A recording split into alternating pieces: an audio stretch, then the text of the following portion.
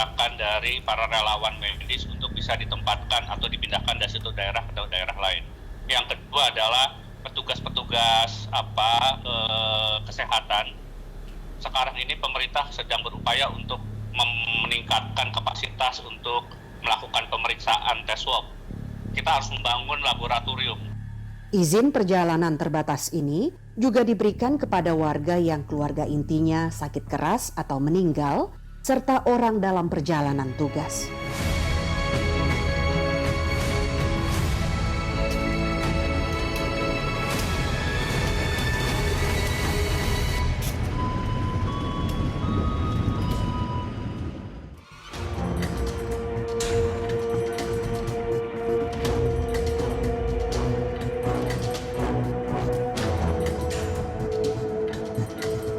Bandara Internasional Soekarno-Hatta, Cengkareng. Setelah ditutup untuk penerbangan komersil pada 24 April, bandara ini kembali dibuka untuk melayani perjalanan terbatas mulai 7 Mei lalu. Saat bertandang ke sana, pertengahan Mei lalu, tim Indef bertemu Eva Susiarni di Terminal 3. Hari itu, ia akan pergi ke Batam, Kepulauan Riau. Eva membawa sejumlah dokumen persyaratan agar bisa lolos pemeriksaan. Rapid test, terus dari RT RW, cek kesehatan juga. Surat jalan juga, iya minta surat jalan dari desa itu. Orang tua meninggal. Ada ya di sini? Iya. Ya. Surat kematian juga.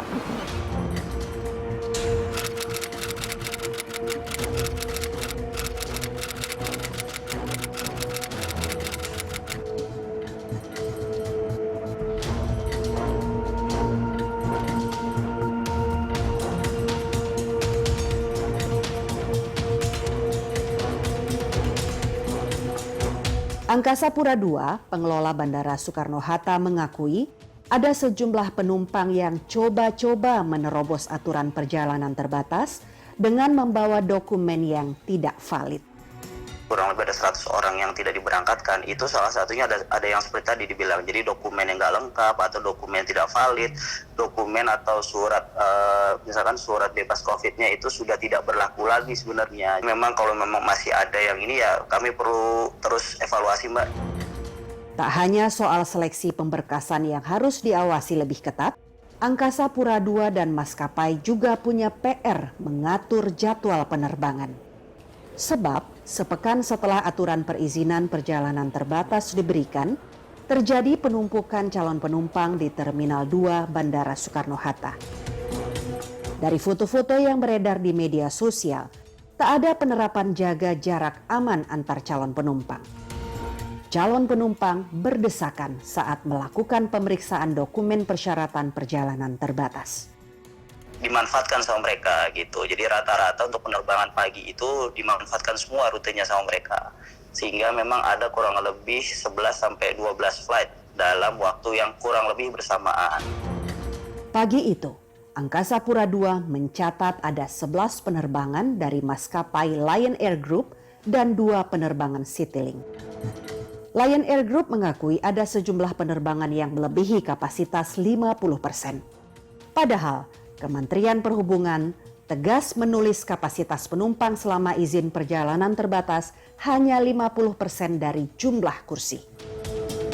Keterisian tempat duduk yang melanggar aturan ini disebabkan situasi perubahan periode perjalanan dari penumpang yang memiliki kebutuhan mendesak. Selain itu, juga ada perjalanan grup keluarga atau rombongan yang menginginkan berada dalam satu penerbangan dengan duduk berdekatan.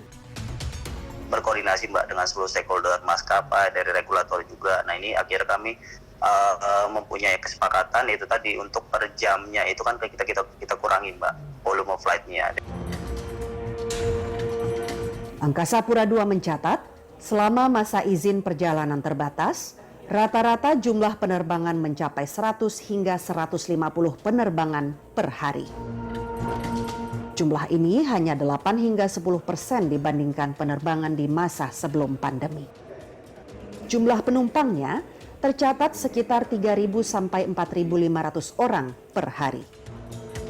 Kelompok penumpang yang berdatangan sejak aturan perjalanan terbatas diterapkan adalah grup anak buah kapal atau ABK.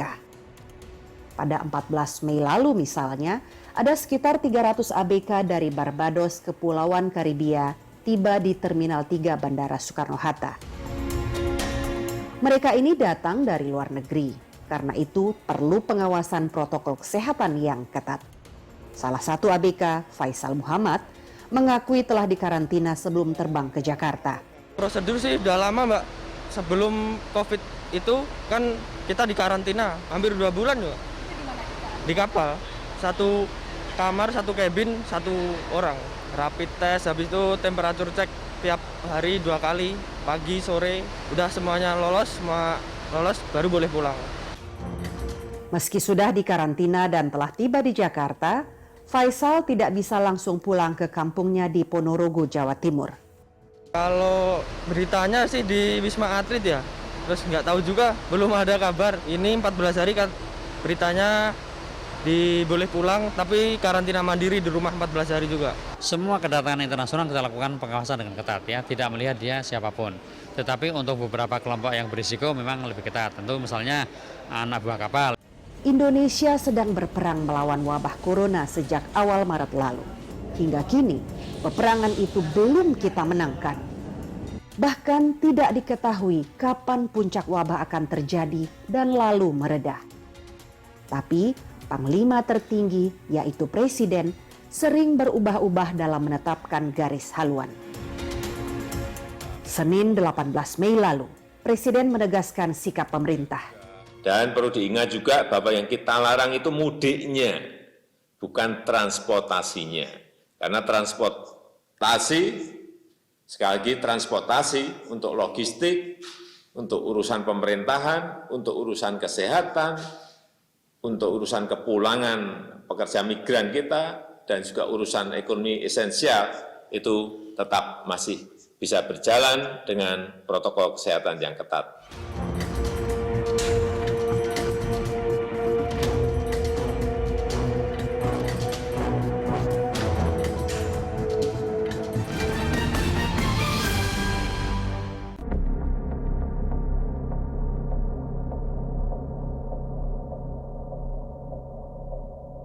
Tiga hari setelah PT Kereta Api Indonesia, PT KAI, diizinkan mengoperasikan kereta api luar biasa, kami bertandang ke Stasiun Gambir, Jakarta Pusat. Stasiun ini menjadi satu-satunya stasiun di Jakarta yang diperbolehkan beroperasi dan melayani penumpang yang hendak melakukan perjalanan terbatas selama PSBB atau pembatasan sosial berskala besar. PT KAI membuka 3 rute, yaitu Jakarta-Surabaya melalui jalur selatan dan utara, serta satu lagi rute Bandung-Surabaya. Rohema Putri salah satu yang memanfaatkan kereta api luar biasa ini.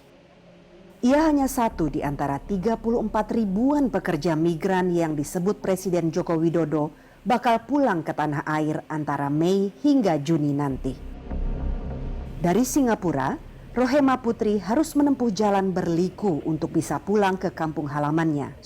Tujuan ke Surabaya, nak mau pulang, TKI kerja di Singapura. Karena ada tujuan tertentu lah.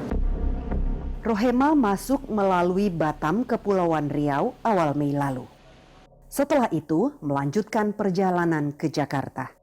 Tapi ini masa pandemi corona.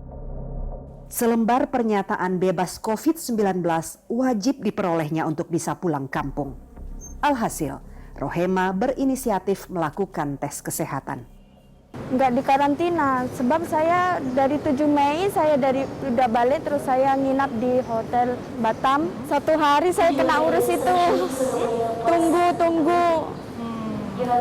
Itu bebas COVID-nya mahal agaan, urus ke klinik dulu sampai ke balai pemeriksaan. Masih ada satu surat lagi yang harus dikantongi Rohema, dan itu adalah surat persetujuan dari gugus tugas percepatan penanganan COVID-19. Surat ini ia peroleh dari tim gugus tugas yang bertugas di stasiun Gambir. 1 tiket kereta api luar biasa pun dipegangnya. Surat bebas COVID sama surat jalan. Surat jalannya apa? Surat jalan dari surat BP 3 TKI. Penumpang lainnya, Ahmad Jainuddin, mengklaim sedang dalam perjalanan tugas kerja. Selama 2 pekan, ia ditugaskan bekerja di kota Cirebon, Jawa Barat, yang kebetulan merupakan kota asalnya. Ke Cirebon, ada urusan kerjaan. Persyaratannya apa aja sih, Pak? Itu surat cek dari rumah sakit ya, rapid test, sama dari perusahaan aja, bukti surat tugas gitu. Menurut Ahmad, ia tidak kesulitan mengumpulkan berkas persyaratan untuk bisa menjadi penumpang kereta api luar biasa. Untuk yang kerja gampang ya, tinggal minta surat tugas dari perusahaannya. Cuman mungkin biaya itu yang gede, itu rapid testnya kan.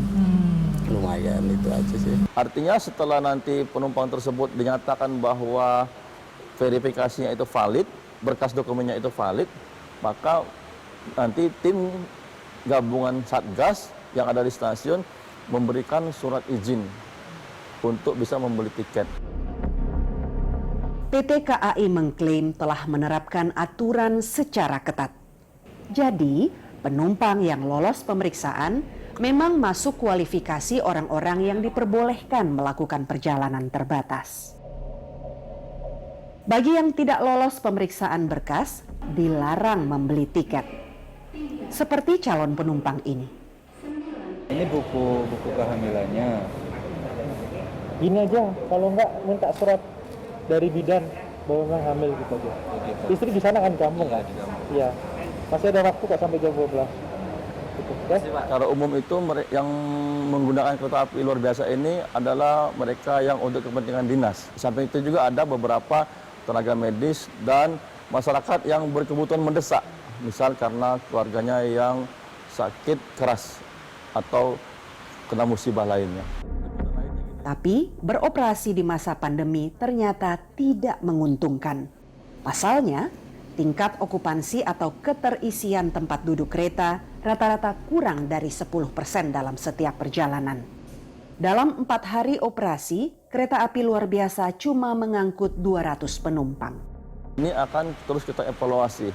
Pertama, evaluasi yang kita lakukan itu tadi adalah dengan mengevaluasi, menyesuaikan pola perjalanan. Yang tadinya setiap rangkaian itu membawa 8 gerbong dari Jakarta ke Surabaya, itu akhirnya kita sesuaikan, sesuai dengan kebutuhan masyarakat menjadi 2 gerbong saja. Yang tadinya berjalan setiap hari, saat ini berjalan per 2 hari sekali.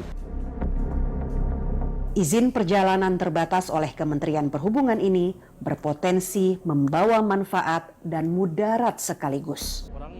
Mudaratnya, apalagi jika bukan meningkatkan penyebaran kasus positif COVID-19. Justru mereka yang traveling dari DKI ke daerah lain dan kembali ke Jakarta, itu yang berpotensi membawa kembali virus dari tempat dari luar ke Jakarta. Dan itu berpotensi menimbulkan gelombang kedua. Kepala Pusat Pemodelan Matematika dan Simulasi Institut Teknologi Bandung, Nuning Nuraini, mewanti-wanti kemungkinan berikut. Justru yang dikhawatirkan sekarang itu adalah kalau dilonggarkan akan muncul klaster-klaster baru begitu. Karena kita tidak tahu bocornya mudik, kemudian ketidakpatuhan masyarakat dalam menerapkan PSBB. Jadi kita tidak bisa mengatakan kapan puncak dan akhir, karena kondisi informasi yang kami miliki itu ketidakpastiannya sangat tinggi.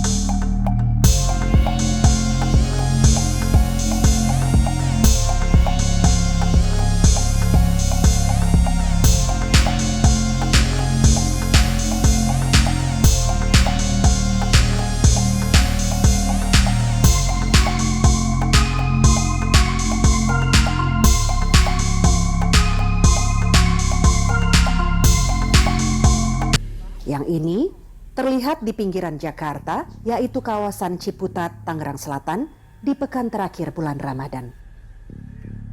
Kemacetannya mengingatkan kita pada zaman normal, sebelum corona baru mewabah di negeri kita. Padahal, Tangerang Selatan masih menerapkan pembatasan sosial berskala besar PSBB hingga 31 Mei. Peneliti Matematika Epidemiologi Institut Teknologi Bandung, Nuning Nuraini, menyayangkan longgarnya penerapan aturan PSBB. Kita diberi aturan yang PSBB itu harusnya ketat, kenyataannya tidak gitu. Kalau dilonggarkan, dikhawatirkan kembali ke 100% normal.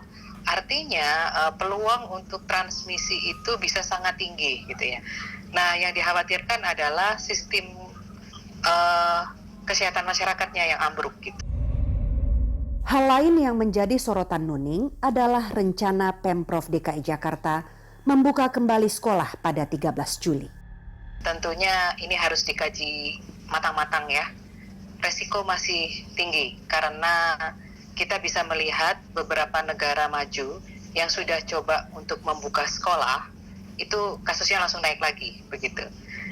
Padahal mereka sudah punya protokol kesehatan yang sangat baik, tingkat kepatuhan masyarakat juga bagus, kemudian pemerintah sangat cepat untuk mengatasi situasi gitu. Ternyata kasusnya muncul gitu. Nah, bisa dibayangkan dengan kondisi di negara kita begitu. Meski di lapangan terlihat ada pelonggaran PSBB, Presiden Jokowi menegaskan saat ini belum ada kebijakan melonggarkan PSBB. Saya ingin tegaskan bahwa belum ada kebijakan pelonggaran PSBB. Yang sedang kita siapkan ini memang baru sebatas rencana atau skenario pelonggaran yang akan diputuskan setelah ada timing yang tepat, serta melihat data-data dan fakta-fakta di lapangan.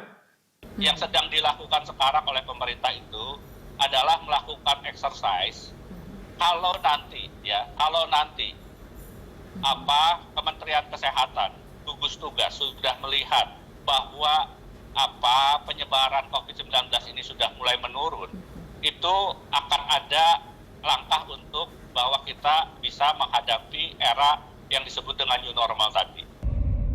5 bulan setelah wabah corona baru pertama kali muncul di Wuhan, Tiongkok, dunia belum sanggup menemukan obat dan vaksin untuk menangkal virus ini. Organisasi Kesehatan Dunia WHO menyatakan kemungkinan virus ini tidak bakal hilang dari bumi. Sembari berlomba menemukan vaksin penangkal COVID-19, sebagian pemimpin dunia mengimbau warga dunia untuk mulai beradaptasi terhadap new normal. Inilah kehidupan normal baru yang berbeda sama sekali karena menuntut warga dunia lebih peduli terhadap protokol kesehatan. Menteri BUMN Erick Thohir sempat membeberkan tahapan pemulihan kegiatan BUMN di masa wabah. Untuk fase pertama, dimulai pada 25 Mei, di mana karyawan berusia di bawah 45 tahun akan mulai berkantor lagi. Sementara untuk yang berusia di atas 45 tahun tetap bekerja dari rumah. Namun, belakangan menurut Erick Thohir, kapan tanggal pasti mayoritas karyawan BUMN kembali bekerja masih menunggu keputusan umum pemerintah terkait pandemi COVID-19.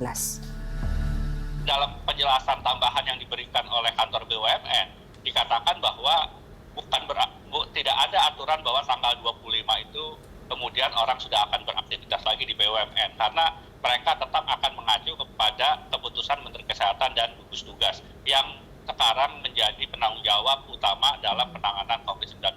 Mengenai yang usia 45 tahun, ya tentunya kami dari gugus tugas menghargai apa yang inisiatif yang dilakukan oleh Kementerian BUMN, karena memang sejak awal Pak Doni mengatakan sekarang ini yang paling dikhawatirkan adalah, yang kita paling upayakan adalah jangan sampai banyak orang menjadi korban.